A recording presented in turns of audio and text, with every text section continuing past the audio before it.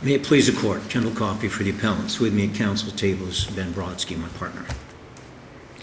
As we know, a Florida court does not have the power to change the management of a privately held company and essentially supplant its own judicial process for managing the company unless carefully delineated parameters have been satisfied. Parameters that have been with us ever since Appalachian Northern Railroad, parameters that live with us with vitality today.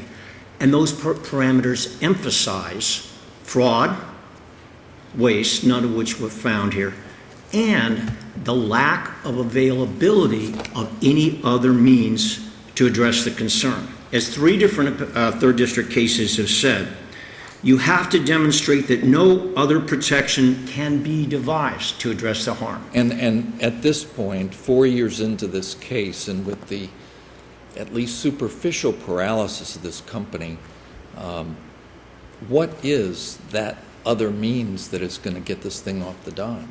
Well, first of all, Judge, there is no paralysis to this company. Board meetings? Has it had any board meetings? What's that, Judge? Has it had any board meetings? It hasn't had board meetings because despite the remedy that was enacted by Judge Ige, board and entrusting the calling of board meetings to a referee who was to conduct, who was to convene, who was to preside over, those board meetings haven't taken place. And the alleged victim... So the referee option really didn't accomplish the calling of any board meetings for the discussion of company business? Well, it hasn't yet because simply no one picked up the phone. And the alleged victims of that, the Carib Vision entities, have not done anything to seek a board meeting. In fact, when your prior order, Your Honor, as soon as rehearing was denied, the first thing they did was move for another receiver. They didn't give the board meeting thing a chance. They didn't ask for a board meeting. They wanted what they've always wanted here, a receiver. And by the way, putting a receivership in place doesn't create board meetings. It supplants the board of directors. So they're raising, frankly, a completely false cry of victimhood, saying that what? No board meetings. They held the key in their own hands the whole time. They've got it today. They can't complain credibly of being locked out. Now, Mr. Romai, I think with some rationality, approach this thinking, let me get the issues of stock ownership resolved judicially. Judicially. He had hearings to determine it, set in December, and the hearing before Judge Ige was canceled when opposing counsel was ill. But board meetings, Your Honor, are not, which they haven't pursued, which the referee, for whatever reason, despite being fully authorized, did not pursue. That's not a basis to cast this company into receivership. We all know about the harms of receivership. We know it costs a lot. We know it puts a black cloud over everything, that to the extent there are any loan obligations, it's a per se default in all the loan obligations. And that's why the courts of Florida have been so reluctant to do it. Now, one of the fundamental requirements to get a receiver, because of all the potential for irretrievable harm, more often than not, receiverships begin a death spiral of a company with 350 jobs, with subscribers, with a whole community importance. One of the things, and the key thing, and the only thing the judge found about future harm, and receiverships are not a historical event. They're not to look backward. They're to prevent future harm when no other means can do it. Her finding was that, well, Mr. Romai is going to unilaterally use his power to sell all the stations at an FCC auction. That was her finding. That's the basis of future harm to the corporate assets. If you look at the transcript, that is completely at odds with the uncontradicted evidence. In fact, the only evidence on the point of whether he was going to sell out from under everybody these stations in 2016, by the way, which is a bit of a while from now. Hopefully the case could be tried between now and then. And if necessary, under McAllister, you could fashion an injunction saying you can't sell these assets. In fact, I think that's already in place with the status quo orders. But his testimony in pages A1432 and A1433 was that it was going to be a board decision, including their members of the board. And I emphasize that because she is flat out wrong and couldn't be more wrong on a pivotal point. And that kind of mistaken disregard of uncontradicted evidence infects every aspect of her testimony. So, again, I'd like to reserve a few minutes for rebuttal, if I may, Your Honor. But to summarize the most salient points, no fraud, financial information given every month. Kaufman-Rossing goes in 2011. Apparently, we haven't heard anything about negative findings. Zero fraud. No waste. The testimony shows uncontradicted. Remember, they didn't bring in their testimonies to say that Romai was doing a bad job or should have done it differently. The uncontradicted testimony shows that value was being added to the stations because of the expansion of access to many, many more viewers. Financial condition, Romai inherited a company that was losing $17 to $20 million a year. He stepped in a crater with these folks at a time when everybody agreed it needs $8.6 million of capital and will have operating losses for 3 years. Now, those are the uncontradicted facts. It was built into this equation that there was a financial problem, a financial need. That's why they signed up Romai and gave him not only managerial power, but tie-breaking power on the board.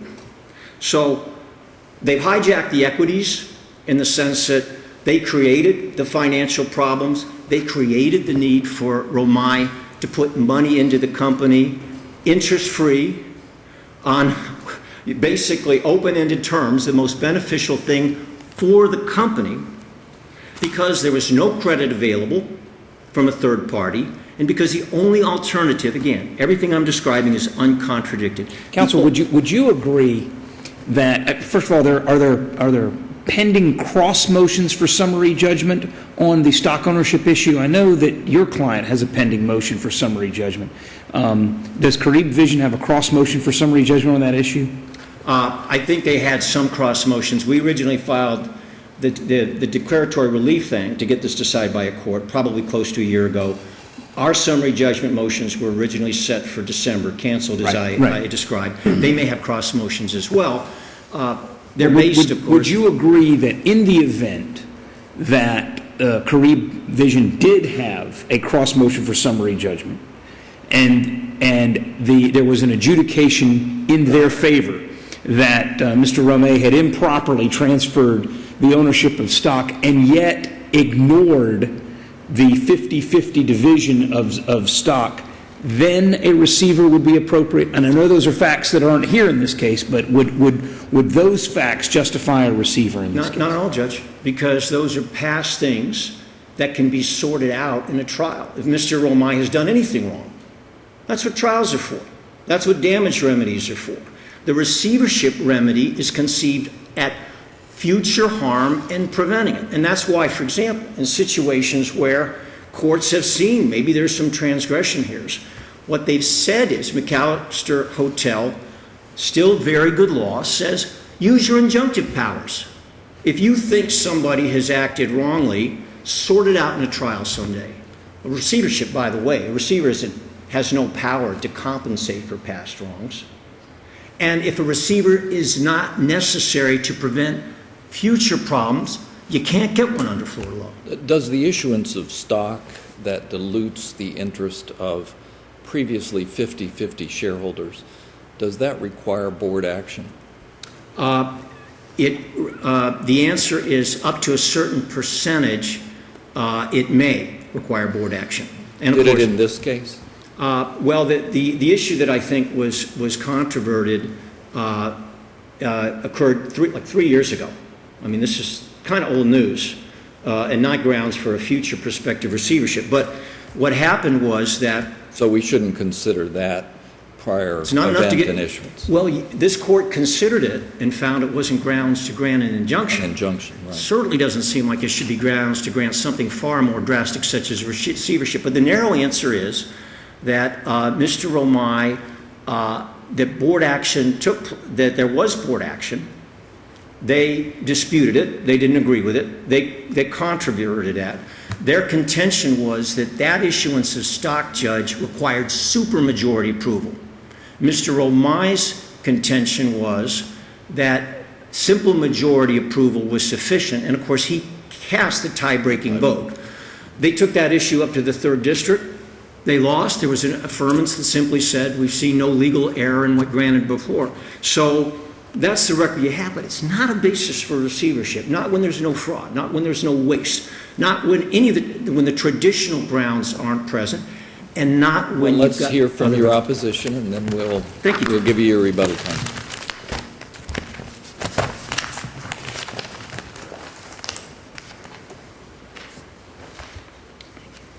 Was that yours? Yeah, it's yours, I believe. Good morning. May it please the court. Counsel, what is the future harm that the receiver is designed to prevent?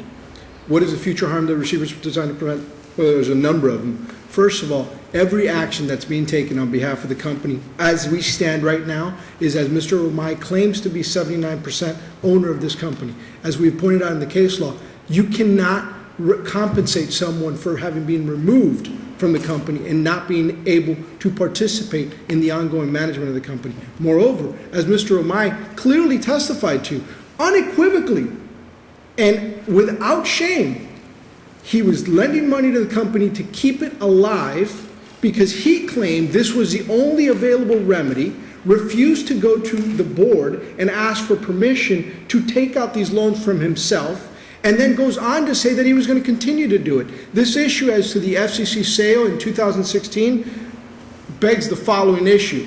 It's not 2016, it's 2015 when you have to apply. And to suggest that Mr. O'Mai is going to come to the board now and say, on this issue, I want to invite you to my house and sit here and we can discuss it, is not what the testimony was. Does the receivership order that the trial judge entered prohibit the receiver from filling out their appropriate applications and applying for the FCC licenses? No, it does not. But I do want to point out one thing. It does not stop the FCC, the receiver So from the taking action. if the receiver makes an independent determination that that's in the best interest of the company, the receiver can pursue that. I would assume that they could. There's nothing in the order that says that gives them the authority. But here's the problem that we have, and I actually turned to Judge Salter on this issue because, and I failed to do this in the brief, and I realized it when I was reading the case law again, preparing for this hearing.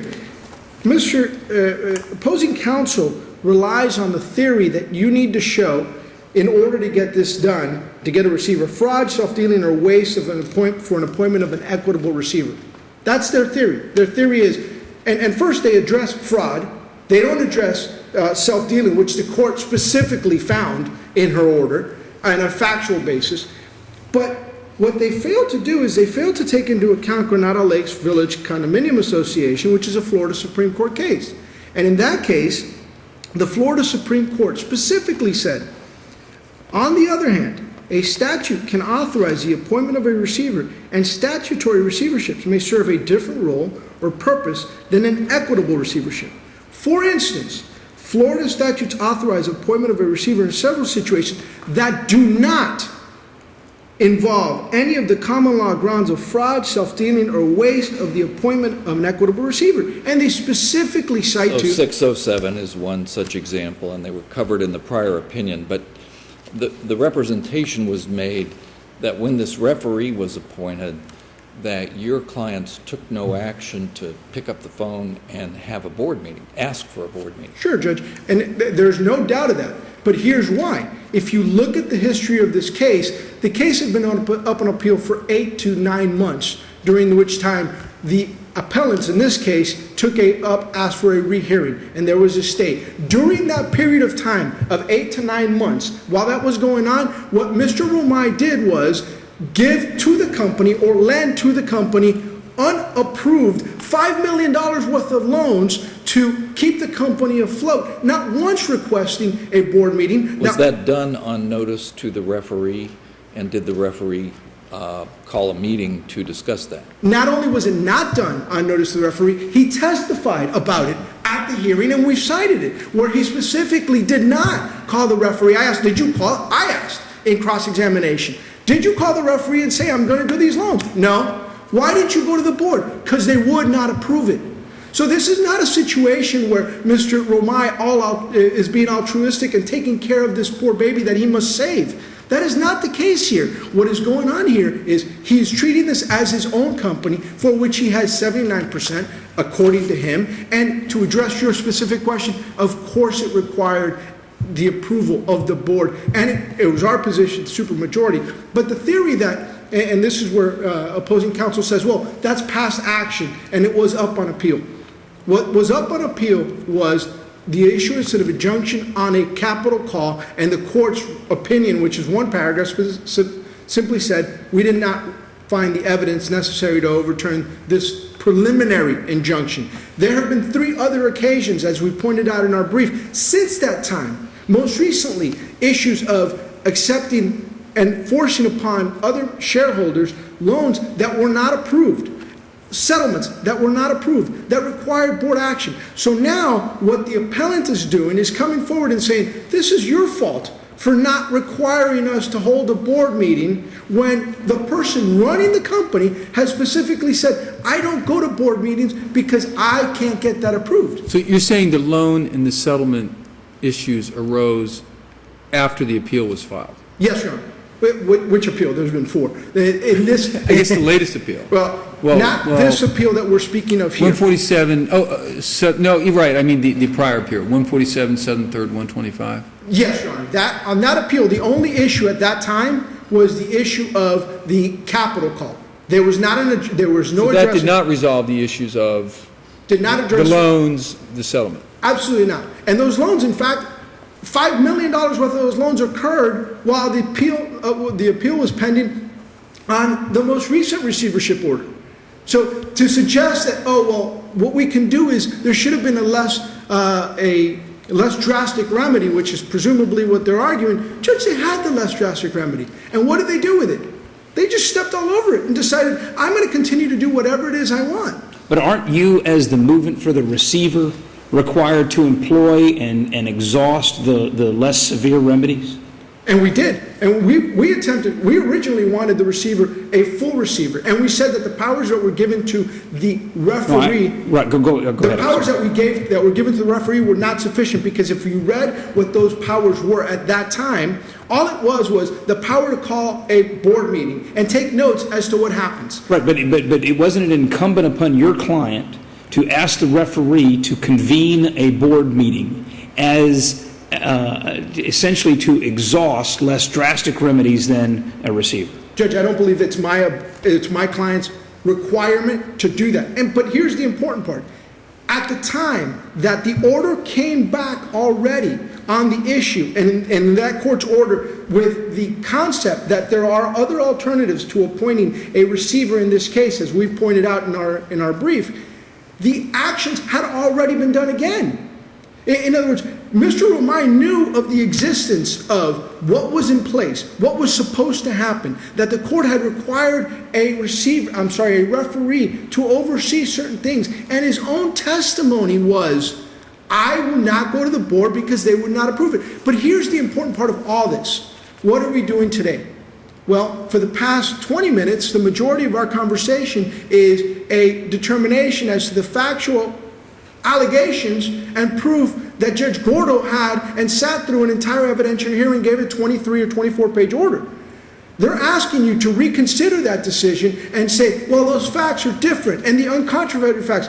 Judges, I submit to you that the uncontroverted facts are as stated in those papers, and you could see them for yourselves. There are quotes directly from Mr. Romai as to all the things and all the violations he did. So essentially, the argument comes back to, please don't take him out, let him rule on it, let him run the company, and if stuff goes bad afterwards, you can come back and ask for monetary damages. And as we pointed out, that is not sufficient. Not when you've removed somebody from the company. Not as in a situation where even Mr. Romai testified, and I've quoted in our brief, you can't pay me back for removing me from my company.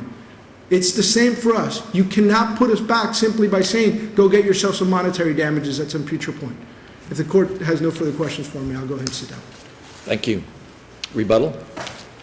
Yeah, that's a false victimhood, saying I didn't get to be a board member. They didn't ask for a meeting once. He acknowledged that. And as you pointed out, Judge Scales, they are the moving party. They have to demonstrate in some way the futility of the existing remedy, and they can't say that with a straight face. But that's your position, isn't it, that it is a futile point because a supermajority is not required and because Romay cast the deciding vote? Judge, it is actually, we're fine about going to board meetings. She never convened one. She was directed to do that, and she didn't. And Romay decided on his part that he wouldn't call one either. Well, any party could have done it. Okay, but my understanding was... The short answer, Judge, is we certainly thought it was better and would have been better for everybody, including the referee. Okay, but what about Romay's decision to lend his money to the corporation and get a larger interest? Well, I think it's is it true that the loan was subject to board approval? the only loan where that's an issue is the one that this court already looked at. All of these transactions... Looked at in the context of the injunction action yes, in 2012. Okay, that's correct. gotcha. And in fact, all of these issues of the alleged increases in equity, which we've said the courts need to sort out. That's what trials are for. The receiver can't do that. Okay, but I'm not sure what your answer was. In other words, Romay's loaning money to the corporation to increase his interest, that does require board approval, or it does not require board approval, or we don't know? Well, the answer is up to 25% if there is a new stock issuance. It does not require supermajority approval. Okay, but does it require a board approval? It did, and it got it in terms of the original transactions. Now, the other three things... So there was a board meeting to approve that loan? The original transaction, the original $3.5 million that went before this court before. Now, there are... But again, Mr. Coffey, it went before the court before is slightly different than whether or not there has to be a board meeting. There was a board meeting. I'm sorry if I'm not being clear. For that transaction. For the original, then how about for the subsequent, was there a subsequent loan? Well, remember, what his position has been that there were 3 occasions, and it's hard to get into all the details now, but let me tell you what they were. Comcast says, I'm shutting you off. They have a letter of August 2011. Right, so Romay steps in, he saves the company by lending the money, but I'm just saying, does that loan, where Romay, as a hero, stepped in and saved the company by lending money, does that require board approval? It would require board approval. And my understanding is Mr. Romay declined to go to the board, said, I am not going to go to the board for this approval. Is that true? That's true. That happened like 2-3 years ago. And there are status quo provisions in place that prevent it from happening again. So there's no grounds for a receiver. Okay, there's status quo provisions in place, imposed by who? By the judge. And it actually imposed, it's in the original referee order that he cannot get a stock adjustment without the referee approving it. Can he lend money to the... Because one of the things that was interesting was, my understanding is that there were no terms to the loan. And Mr. Romay was like, well, I thought I read, I can define the terms to the loan. I can decide when the loan can be called. I can decide what the interest rate is. Which, would be very important to the corporation, it seems to me. Well, he didn't quite say it that way. He said he thought he had the right to call the loans. What the law says is if there's no stated terms, it's due to be repaid within a reasonable period of time. But we know what the evidence is. Okay, but normally, it might be in the corporation's interest to know, hey, we have this money for 6 months. Well, it gives... 2 years, What you have is not an unusual situation where a related party continues to provide funding to avoid bankruptcy, to keep the business going, and there are no specific terms. It was documented in the sense that there's books and records that they got every month showing that Romay is putting money in. In terms of an interest rate, if an interest rate is silent, there's either zero interest, which is what his testimony was at the receivership hearing. Can't get better than that. And in terms of repayment, what he said is when the company's able to. But it seems to me if the corporate documents provide that the board gets to approve the loan, that would be something, material that the board would want to look at. Look, hey, by the way, what is the interest rate? when are we going to have to repay this? I mean, at the very least. It would be better, but Judge, but think of how far this is from the situations that warrant receivership. Let's just put this in context. By the way, did these loans occur after the notice of appeal was filed in 147 Southern 3rd 125? Before and after.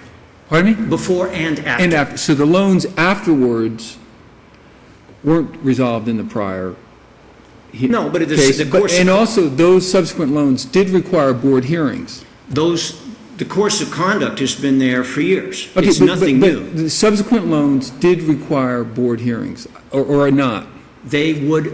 Lending over $1 million is a matter that requires board approval. And some of these loans were over $1 million. Certainly. But So really, it was in Romay, the ball was in Romay's court to have the board a meeting with the referee that was appointed by the judge. Well, I think the ball was in... Yes, huh? No, Judge, it was in everybody's court. Well, no. If Romay wants to loan money, or if Romay, as the guy running the corporation, wants to accept a loan, and the corporate documents say, in order to accept a loan, he's got to have a board hearing, and it seems to me, at that point, it's in his court to go ahead and call the board hearing. And allegedly, there's testimony. Well, is it true that Romay said, hey, I'm not calling a board hearing because they would deny it? Well, that's the testimony, Judge, but That's Mr. Romay's testimony?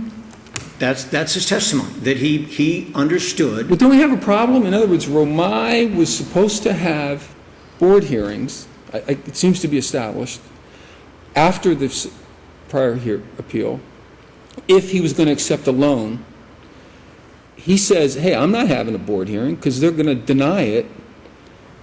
The whole apparatus was set up to have board hearings with a referee to protect everybody, but Romay himself was not availing himself of that. Romay wasn't, and the ones that are applying for the receivership claiming to be victims weren't. But can we put this in context? He's putting in money so a company survives, so the people get paid. There's no But isn't that the jets. kind of topic that is discussed at a board meeting? Don't the directors say, what are we going to do to stop this bleeding?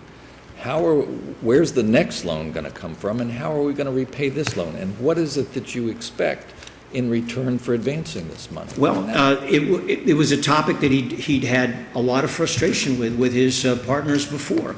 Judge, it comes down to this. How does the receivership make this better? I mean, you're basically saying... Well, you asked the rhetorical question, but the statutes that we have in Florida on corporations seem to say that an ancillary receiver or a receiver can be appropriate when there's this kind of paralysis. The parties, the directors are not talking to each other. They are dysfunctional. And maybe one party, it just looks like it, is doing things that they Judge, I'm glad you raised the unilaterally. ancillary receivership statute, because this is not an ancillary receivership. An ancillary receivership is a local receivership supervising local assets Well, in we deference addressed to... that in the last opinion, I think. No, we didn't, I think Judge. we said that per the statute, there will be a Delaware receivership would take primacy. That's what the very statute says. But they have to meet. It still has to be... Your opinion said that it involves local supervision. That's right out of your opinion. This is a primary receivership. It's not an ancillary receivership. In their papers, they asked for a full receiver over business and operations, and that's what the judge gave them. She gave them this receivership complete control So you over would all like the it assets. limited to only those affairs that take place in Florida when the offices and all the employees are here? No, I'm saying if this was presented and requested as a primary receivership, if that's what the judge granted, then we should analyze it as a primary receivership, which means that it's not an ancillary receivership, which has a different statute and a much reduced role than a primary receivership. And if you apply primary receivership analysis, you do not have a legal justification for this receivership. There's orders already in place and things already in place that address any prospect of future harm, including the ability by them, by us, by the judge, to pick up the phone and call this referee. Thank you, Your Honors. Thank you all.